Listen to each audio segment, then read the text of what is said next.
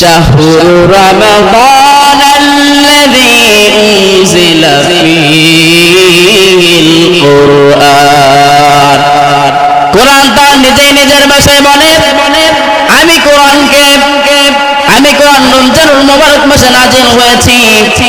এবার যদি কেউ কোরআনকে প্রশ্ন করো, কোরআন বুঝতাম তুমি রমজানুল মুবারক মাসে নাযিল হয়েছো, এবার বলো দেখি কোরআন তুমি দিনের বেলা না রাতের বেলা নাযিল হয়েছো?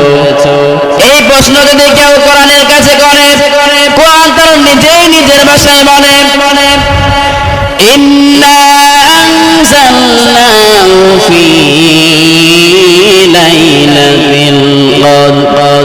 কোরআন তার নিজেই নিজের ভাষায় বলে, আমি কোরআন কদরের রাতে নাযিল হয়েছি। এবার যদি কেউ কোরআনকে প্রশ্ন করো, কোরআন বুঝতাম তুমি কদরের রাতে নাযিল হয়েছো, এবার বলো দেখি কোরআন তোমার এই পৃথিবীতে আগমন করার উদ্দেশ্য কি? এই প্রশ্ন যদি কেউ কোরআনের কাছে করে, কোরআন তার নিজেই নিজের ভাষায় বলে, লিতুখরিজান নাসা মিনাজ-যুলুমাতি ইলান-নূর। কোরআন তার নিজেই নিজের ভাষায় বলে, আমি মানুষকে অন্ধকার থেকে, জুলুমাত থেকে, অন্ধকার থেকে ইলান-নূর আলোর দিকে নিয়ে আসার জন্য আমি কোরআন এই পৃথিবীতে আগমন করেছি।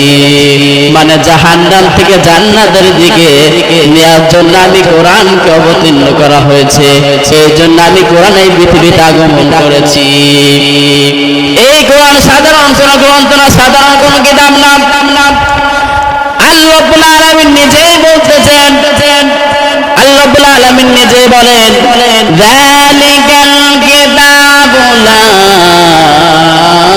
রাইবা ফীহি।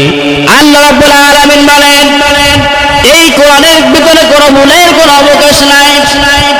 আল্লাহ রাব্বুল আলামিন বলেন, ইন্না নাহনু নাযালনা যিকরা ওয়া ইন্না লাহু লাহাফিজুন।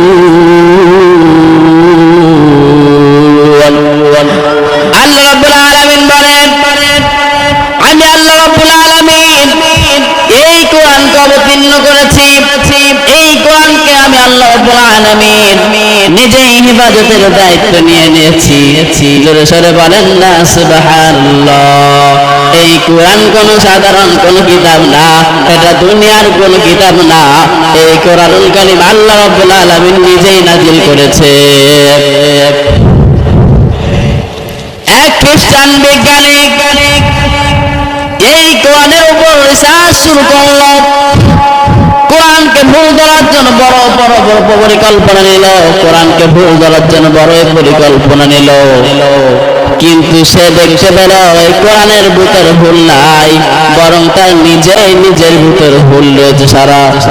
এই জন্য সে দেখলো যে কোরআনকে ভুল ধরতে গিয়ে সে নিজের ভিতর